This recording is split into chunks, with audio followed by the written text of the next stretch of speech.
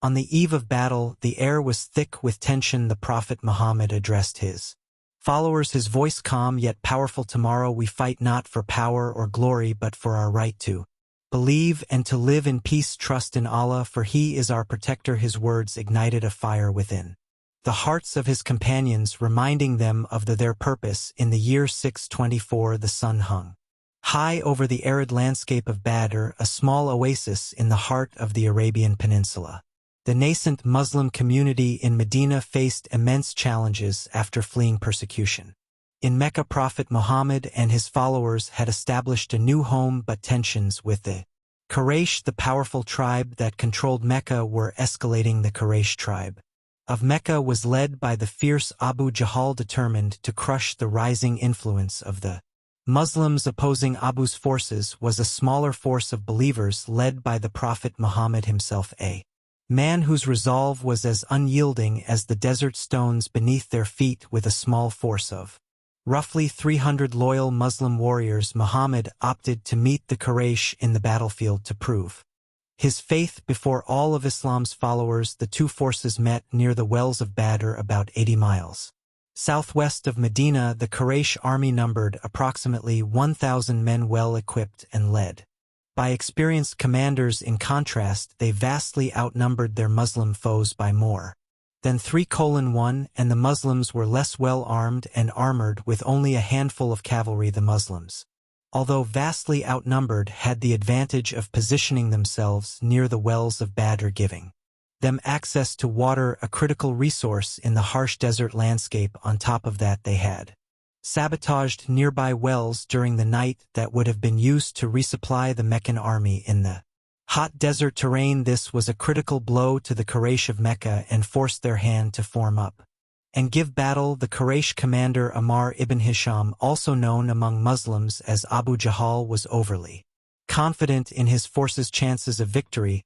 He marched his Meccan force head-on towards Muhammad's force. Muhammad, a clever commander, had used the battlefield terrain to favor his numerically inferior force. He stationed his men in between a sloped and hilly terrain that was protected on both sides by sand dunes. As the battle was about to commence, the Muslims formed ranks and prepared to face the larger Quraysh force. Right before the battle, Muhammad prayed for victory, emphasizing the stakes involved not only for the survival of the Muslim community but for the broader message of Islam. Before the forces would engage, though, out came a Quraysh warrior by the name al-Aswad bin Abdul Asad al-Maksumi, swearing that he would drink from the well of the Muslims or otherwise destroy it or even die for it. In response to his cries, Hamza ibn Abdul Muttalib, one of Muhammad's uncles, stepped out from the Muslim ranks and met al-Aswad on the battlefield. They began fighting in a vicious duel. The clash of steel swords rang out on the battlefield. Though Hamza had gotten the better of Aswad, he struck al-Aswad's leg before dealing him another blow that killed him. Seeing this, 3 men protected by armor and shields, Utbah ibn Rabah alongside his brother Shaba ibn Rabi'a and son al-Walid ibn Utbah, emerged from the Meccan ranks. 3 of the Madani Ansar emerged from the Muslim ranks, only to be shouted back by the Meccans, who were nervous about starting any unnecessary feuds and only wanted to fight the Muhajirin, keeping the dispute within the tribe. So Hamza approached and called on Ibn al-Ari and Ali ibn Abu Talib to aid him in the fight. The first 2 duels between Ali and Alid and Hamza and Shaba were quick, with both managing to kill their opponents swiftly. After the fight between Ali and Wed, Hamza looked at Ubaidah to find him seriously wounded. He then fell upon and killed Shaba. Ali and Hamza then carried Ubaidah back into the Muslim lines, in which he succumbed to his wounds and died. The Meccans now took the offensive and charged upon the Muslim lines. The 2 forces clashed head-on, shields clattering with a roar of metal and war cries heard throughout the air. The first Meccan charge was the fiercest.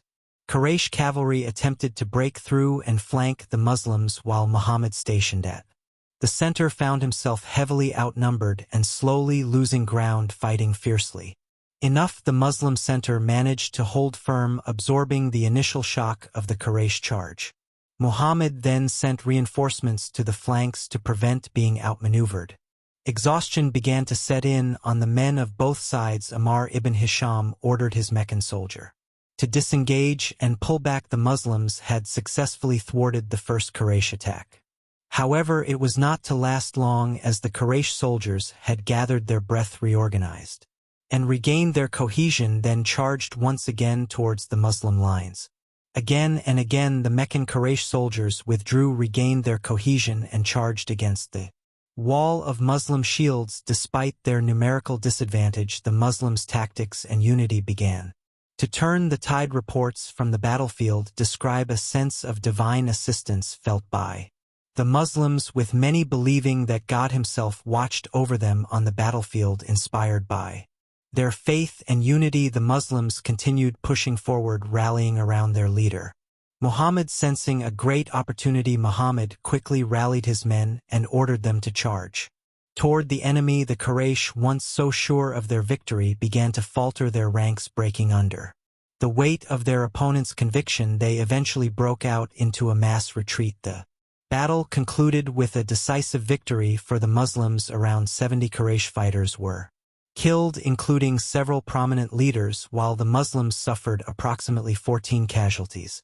The aftermath of Badr had profound implications for both the Muslims and the Quraysh. The victory established the Muslims as a formidable force in the Arabian Peninsula and strengthened Muhammad's leadership. It bolstered the morale of the Muslim community, attracting more followers and consolidating their position in Medina. In the aftermath, the Quraysh sought revenge, leading to further conflicts and a deepening of hostilities between the two groups. The victory at Badr was also interpreted as a sign of divine support for the Muslims, reinforcing their faith and commitment. The Battle of Badr remains a central event in Islamic history. It is commemorated for its significance in demonstrating the resolve of the early Muslims and their commitment to their faith. The victory not only solidified Muhammad's role as a leader, but also laid the groundwork for the subsequent expansion of Islam throughout the Arabian Peninsula and beyond. The lessons learned in Badr would influence the Muslim community strategies and resolve in the years to come, shaping the course of Islamic history. Thanks for watching.